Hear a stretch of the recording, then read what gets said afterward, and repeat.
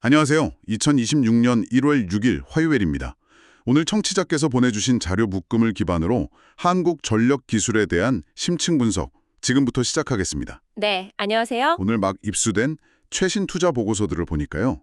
이 기업을 둘러싼 이야기가 정말 흥미롭더라고요. 네, 그렇죠. 분석할 포인트가 아주 많습니다. 그래서 오늘의 미션은 명확합니다. 그냥 차트 보고 숫자 읽는 걸 넘어서요.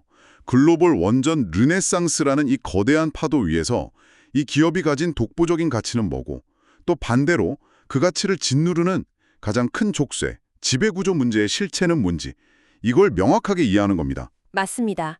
빛과 그림자를 동시에 봐야죠. 원전의 두뇌를 설계하는 세계 유일의 한국 기업인데 최대 주주인 한국전력이 재정 위기 때문에 이 회사 주식을 팔지도 모른다는 그림자가 몇 년째 들여져 있거든요.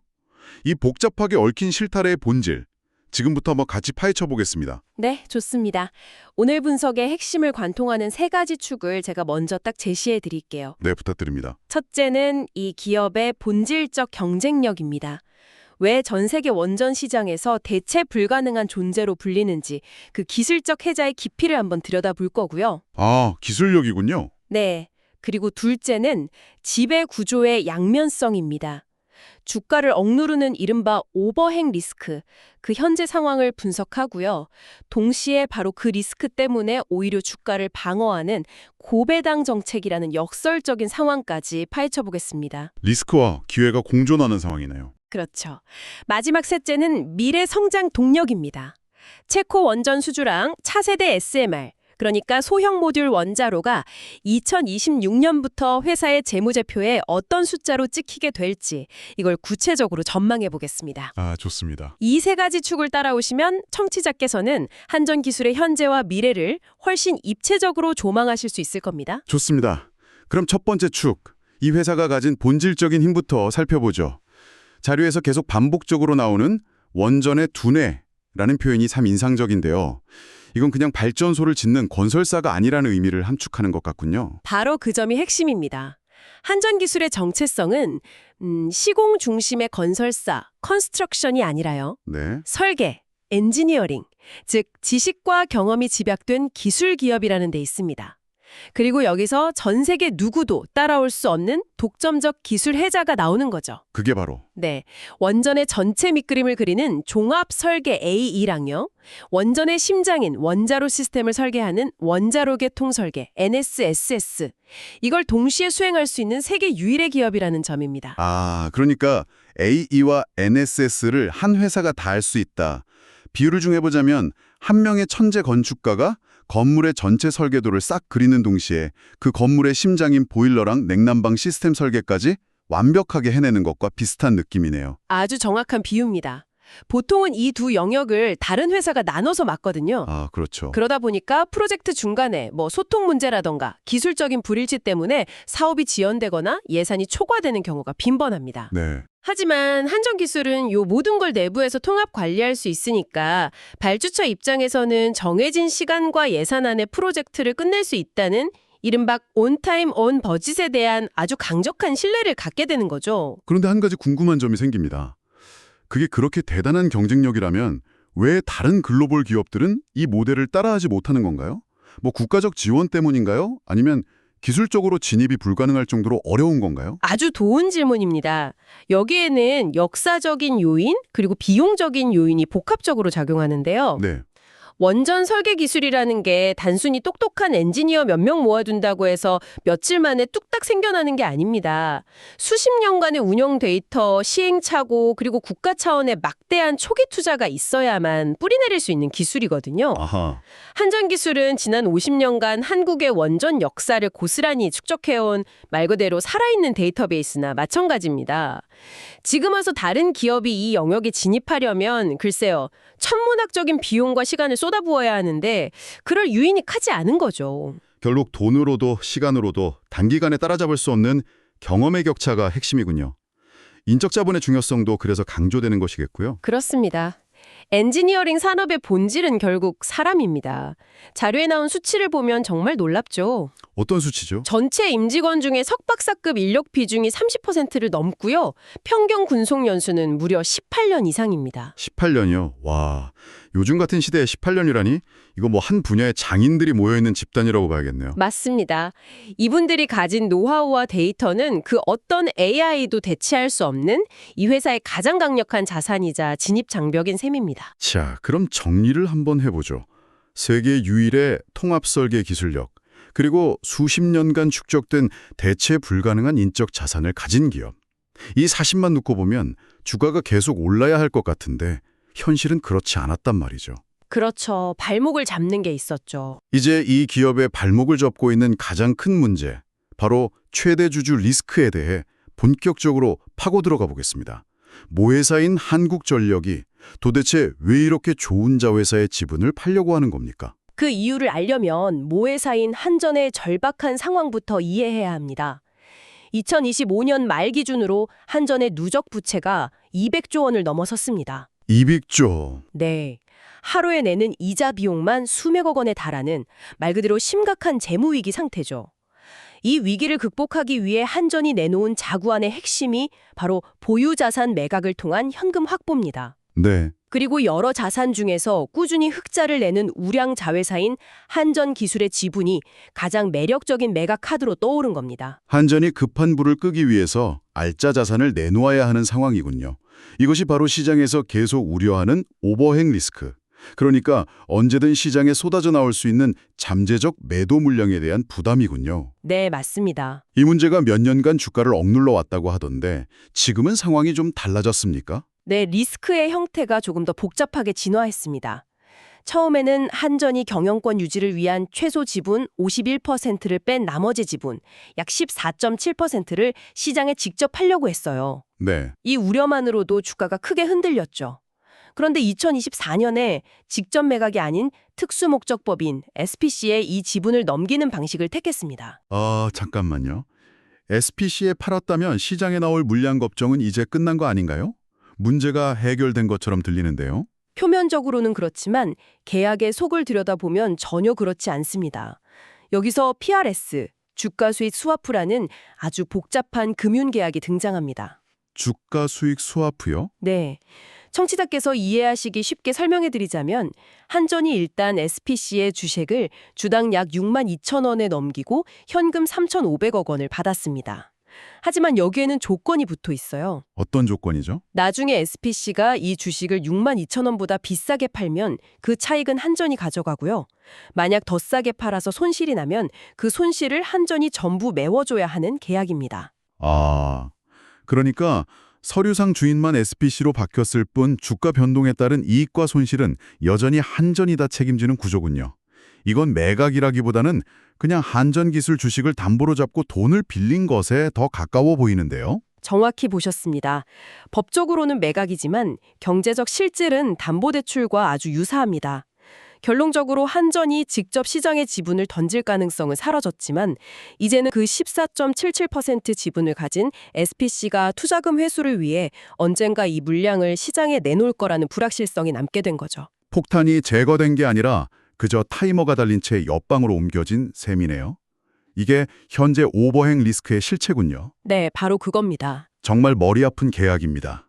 보이지 않는 족쇄가 여전히 채워져 있는 셈인데 그런데 자료를 보면 이 위기 상황이 역설적으로 주주들에게는 나쁘지 않은 소식이 될 수도 있다는 분석이 있네요. 어떻게 이런 모순적인 상황이 가능한 거죠? 바로 그 지점이 지배구조의 양면성입니다.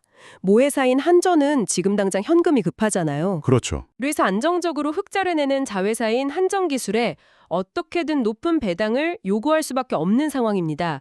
이는 정부의 공기업 배당 성향 지침과도 맞물려서 앞으로도 높은 수준의 배당 정책을 유지하게 만드는 강력한 요인이 됩니다. 배당금이 주가가 더 이상 떨어지지 않게 막아주는 일종의 안전망, 즉 주가 하방 경직성을 만들어준다는 의미로군요. 맞습니다.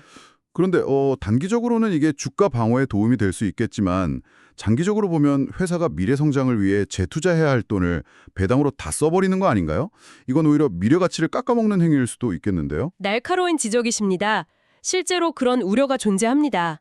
하지만 현재 시장은 장기적인 성장 잠재력 훼손보다는 당장의 불확실성을 방어해줄 현금 흐름에 더 주목하고 있습니다.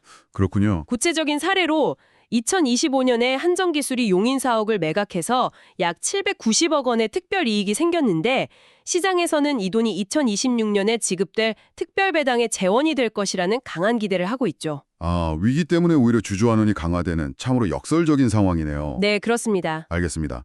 오버행이라는 거대한 리스크와 고배당이라는 방어막이 팽팽하게 맞서고 있는 형국이군요.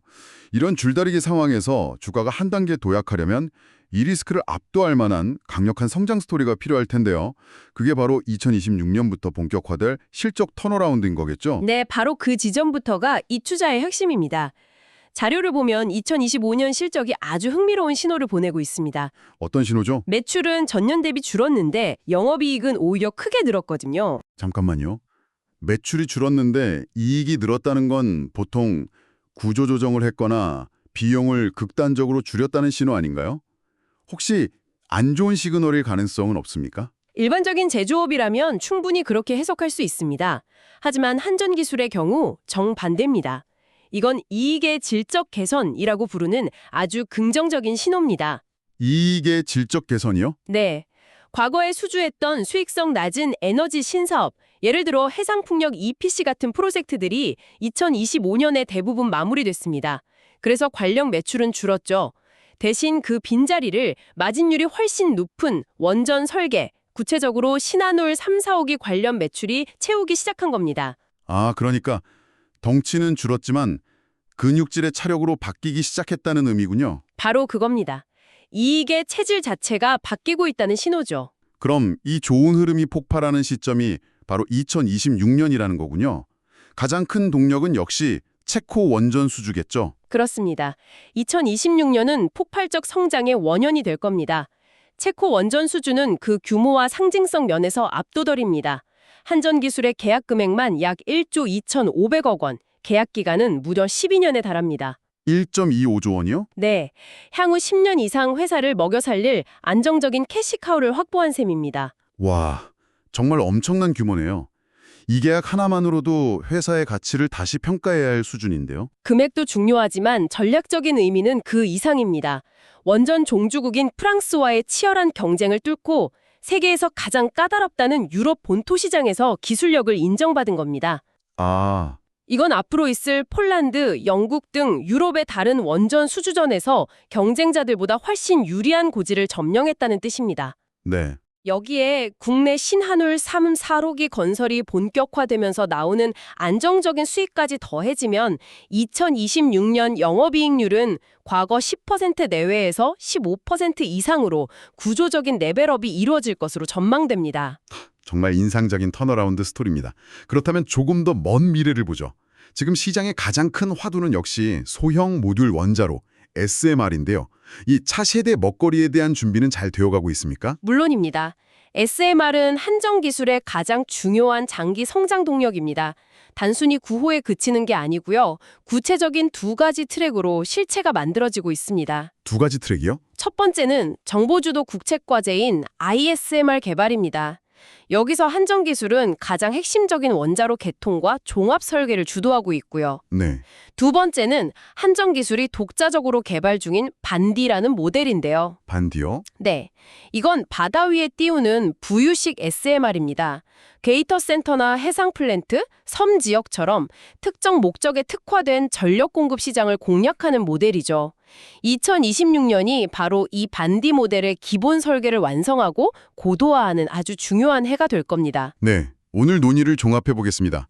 한전기술은 원전의 두뇌를 설계하는 세계 유일의 기술력을 가졌지만 아이러니하게도 모 회사의 재무 리스크라는 무거운 족쇄에 묶여있는 상황입니다. 네, 그렇죠. 하지만 2026년부터는 체코 원전 수주라는 강력한 날개를 달고 본격적인 성장을 숫자로 증명해낼 것으로 기대되는군요.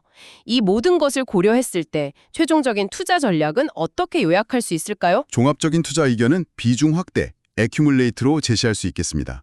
리스크와 기회 요인을 다시 한번 정리해보죠. 네, 가장 큰 리스크는 역시 SPC가 보유한 14.77%의 지분이 언제, 어떤 방식으로 시장에 나올지 모른다는 불확실성, 그리고 원전 산업 자체의 정책적 변동성입니다. 그렇죠. 반면 기회 요인은 너무나도 명확합니다.